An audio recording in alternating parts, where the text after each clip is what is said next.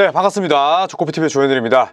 자, 라우리 마카넨이 거의 유타 재즈와 연장 계약이 확실시 되면서 자, 이제는 뭐 남아있는 FA 자원은 아닙니다만 남아있는 트레이드 매물 가능성이 높은 선수 가운데에는 브랜든 잉그램의 행선지가 가장 궁금해지지 않나 싶습니다. 자, 브랜든 잉그램은 현재 뉴올리언스 펠리컨스 소속으로 뛰고 있습니다. 그리고 다음 시즌 약 36밀의 연봉을 받으면서 만기 계약자인데요. 자, 브랜든 잉그램은 지속적으로 많은 돈을 원하고 있는 반면에 뉴올리언스 펠리컨스는 우리가 너를 좋아하긴 하지만 그 정도의 금액은 줄 수 없다라는 입장을 견지하고 있습니다. 자, 그렇기 때문에 일단은 1년의 잔여 계약이 남아있고 그래서 브랜든 잉그램이 다음 시즌 개막전 때 뉴올리언스 펠리컨스의 유니폼을 입고 뛸 것이다라는 예상이 나오고 있는데 뭐 샴즈도 그런 얘기를 했습니다. 브랜든 잉그램을 위한 트레이드 시장은 굉장히 제한되어 있다 이런 얘기도 했었고 데이비드 그리핀 뉴올리언스 단장도 무슨 얘기를 했냐면 현재 뭐 CBA도 그렇고 각종 룰 때문에 브랜든 잉그램의 행선지는 굉장히 그 폭이 좀 좁을 수밖에 없다라고 이야기를 했습니다.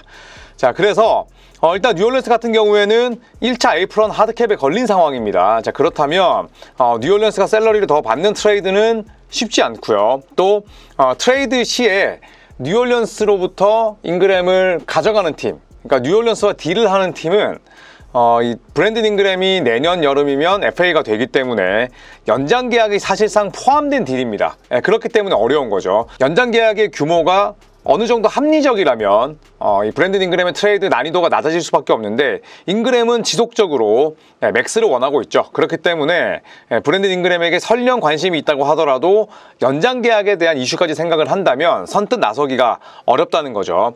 자, 그리고 아까도 말씀드렸듯이 브랜든 잉그램은 만기 자원입니다. 1년만 더 참게 되면 2025년 여름에 완전히 FA로 풀리게 되죠. 네, 그래서 아무래도 뭐 2년 이상 잔여 계약이 남은 선수들보다는 인기가 덜 할 수밖에 없습니다. 왜냐하면 그냥 1년 쓰고 이 선수를 잡지 못할 가능성도 있기 때문에 리스크가 아주 크다고 볼 수가 있죠. 자, 그래서 또 트레이드가 더 어려울 수밖에 없다라는 의견이죠. 자, 따라서 샴즈가 이야기한 대로 브랜든 잉그램 트레이드 시장은 제한적일 수밖에 없다. 뭐 울며 겨자 먹기까지는 아니고 잉그램도 어쩔 수 없이 뉴올리언스도 어쩔 수 없이 연장 계약은 뭐 임하지 않고 1년 더 뛴 이후에 2025년 FA로 풀리는 그림이 나올 가능성이 높다라는 게 지금 현지 언론의 보도죠. 자, 그렇다면 잉그램이 원하는 규모는 얼마일까요? 네, 오늘 뭐 여러 매체에서 발표를 했습니다만 45에서 50밀 정도를 원하고 있다고 합니다. 브랜든 잉그램의 다음 시즌 연봉이 36밀이에요. 그리고 샐러리 캡이 계속 뭐 폭등하고 있습니다. 자, 그렇다면 일단 다음 시즌 연봉 기준만 놓고 봤을 때 45에서 50밀은 샐러리 캡의 증가율에 비해서 뭐 엄청나게 어이가 없을 만큼 그렇게 높은 금액은 아닙니다. 또 브랜든 잉그램이 아직까지 20대이기도 하고요. 자, 잉그램은 루키 시즌 이후로 단 한 번도 70경기 이상 뛴 적이 없습니다. 루키 시즌에만 79경기를 뛰었고 이후에는 계속해서 뭐 연평균 20경기 이상을 빠졌어요. 자, 1997년생의 어린 나이라 하더라도 나이를 먹을수록 부상으로 빠지는 경기 빈도수가 높아질 수밖에 없는 그런 위험에 노출되어 있는 선수라 볼 수가 있죠. 자, 7월에 브랜든 잉그램은 4년 208밀의 연장 계약 자격을 얻었습니다. 자, 하지만 뉴올리언스는 50밀, 연평균 52밀을 줄 수 없다는 입장이죠. 그래서 잉그램의 재능이나 성향, 그 다음에 잉그램이 벌써 뉴올리언스에서 지금 5시즌을 뛰었으니 그동안 보여줬던 그런 뭐 희생은 굉장히 높은 평가를 하지만 연평균 52밀을 줄 수 없다는 게 뉴올리언스의 생각이죠. 자, 그렇다면 다른 팀들이 그래? 뉴올리언스가 잉그램을 잡을 계획이 없구나. 오케이. 그러면 우리는 2025년 여름까지 기다리기보다는 브랜든 잉그램을 트레이드로 영입을 하고 그리고 잉그램이 원하는 4년에 뭐 208밀 정도의 금액을 질러버릴게 라고 선뜻 나서는 구단이 있으면 아마도 굉장히 많은 활발한 논의가 있었을 겁니다. 그런데 현재 돌아가는 시장 자체는 뉴올리언스 펠리컨스 뿐만 아니라 다른 팀들도 잉그램이 원하는 그런 계약 규모를 제시할 만한 팀이 없다라는 거죠. 그래서 브랜든 잉그램은 뭐 이대로라면 그래, 내가 1년 동안 보여주고 또 건강을 내가 증명을 해서 2025년 FA 때 깔끔하게 많은 돈 받고 가겠다. 그러니까 지미 버틀러와 좀 비슷한 그런 생각을 가지고 있는 걸 수도 있죠. 자, 그런 측면에서 놓고 봤을 때 브랜든 잉그램의 다음 시즌은 뭐 이대로 간다면 동기부여가 대단히 높을 수밖에 없는 거죠. 자, 그리고 지속적으로 오프시즌이 시작되자마자 잉그램에 대해서 관심이 있었다는 발표가 나왔던 이 골든스테이트는 잉그램이나 혹은 잭 라빈에 대해서는 관심이 없는 것으로 알려졌습니다. 자, 라우리 마카넨이 이번 시즌에 트레이드가 될 수 없는 자원이 돼버렸기 때문에 골든스테이트는 이제 빅딜보다는 뭐 빅딜을 할 수 있는 여지도 없고요. 소소한 딜은 가져가겠지만 이대로 이 라인업대로 새로운 시즌 개막전을 맞이할 가능성이 높습니다. 자, 그래서 캔드릭 퍼킨스가 그런 얘기를 했었어요. 나는 브랜든 잉그램이 골든스테이트로 가는 걸 기대한다. 왜냐하면 스테프 커리, 드레먼드 그린과 함께 좋은 호흡을 보여줄 수 있고 충분히 서부 컨퍼런스에서 경쟁력이 있다라는 이야기를 했는데 일단 골든스테이트도 잉그램에 대한 관심이 없고 또 잉그램을 데려올 수 있는 뭐 그런 에셋이 있다고 하더라도 지금 브랜딘 포젬스키나 혹은 조나단 쿠민가에 대한 골든스테이트 구단 수뇌부에 또 애정이 있기 때문에 글쎄요, 뭐 라우리 마카넨이면 몰라도 잉그램을 위해서 그 자산을 쓸 가능성은 거의 없다라고 보시면 될 것 같습니다. 골든스테이트 이야기를 잠깐 하자면 이제 빅딜에 대한 가능성은 사라졌고 지금 구축한 로스터 그대로 개막전으로 갈 가능성이 높고 그리고 소소한 딜을 노리긴 하겠습니다만 다음 시즌 끝날 때까지 뭐 큰 변화 없이 지금의 로스터로 한 시즌을 보낼 가능성이 높다는 전언이죠. 자, 다시 마카넨 이야기로 돌아와서 유타 재즈행 가능성도 지금 존재한다고 합니다. 자, 이게 뭐 갑자기 나온 이야기는 아니고요. 한 일주, 한 열흘 전에도 만약에 라우리 마카넨과 유타가 연장 계약을 맺는다면 브랜든 잉그램을 유타가 영입할 수도 있다라는 보도가 나왔거든요.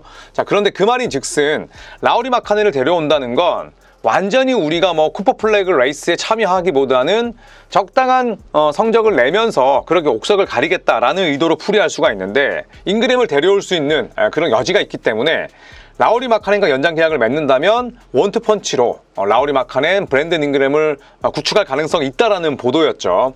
자, 그래서 유타 재즈 같은 경우에는 뭐 트레이드 자산들이 많습니다.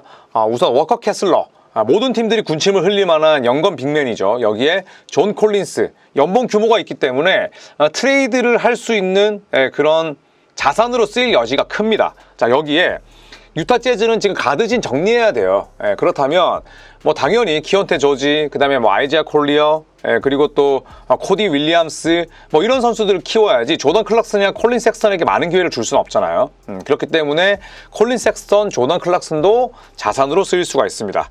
자, 그래서 존 콜린스 플러스 픽이 될 수도 있고 만약에 워커 캐슬러로 뉴올리언스가 원한다면 그와에 또 상응하는 그런 이 셀러리 필러 혹은 셀러리 덩어리가 있어야 되잖아요.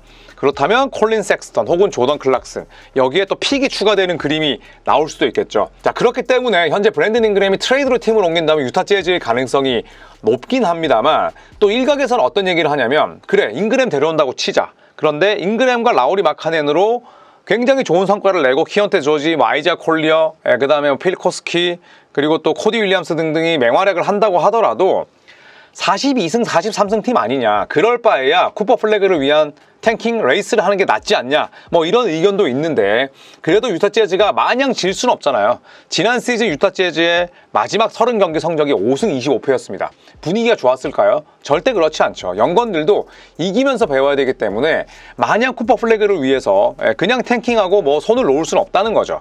그래서 저는 개인적으로 브랜든 잉그램이 간다면 유타 재즈의 가능성이 높다. 하지만 그게 아니라면 뉴올리언스 펠리컨스에서 1년을 더 뛰고 2025년 여름에 FA로 풀려나지 않을까 생각이 듭니다. 자, 어쨌든 뭐 브랜든 잉그램의 트레이드 난이도는 굉장히 높습니다. 네, 그래서 뉴올리언스 펠리컨스도 그냥 잉그램을 이대로 내버려 두기는 애매하죠. 왜냐하면 내년 여름에 그냥 걸어 나가게 되면 뉴올리언스는 지금 탱킹하는 팀도 아니고 디존테 머리에 데려오면서 CJ 맥컬럼, 자이언 윌리엄슨과 달려야 되는데 그냥 잉그램이 뭐 내년 여름에 자유계약 선수로 풀리는 걸 지켜볼 수만은 없습니다. 자, 그렇다고 해서 잉그램이 시장에서 엄청 인기가 있는 유형이냐? 그렇지 않다는 거죠.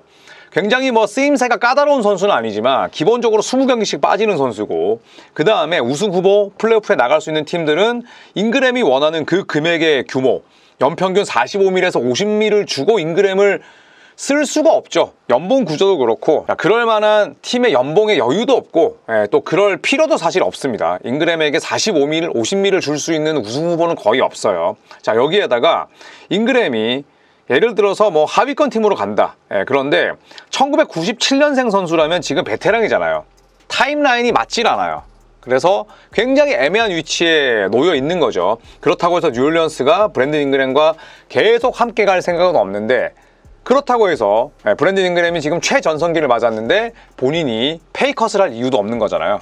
그래서 잉그램의 행선지 또 트레이드 난이도가 굉장히 또 궁금하고 흥미롭습니다. 자, 여러분께서는 브랜든 잉그램이 어디로 갈 것 같으신지 또 댓글로 남겨주시면 제가 재밌게 읽도록 하겠습니다. 고맙습니다.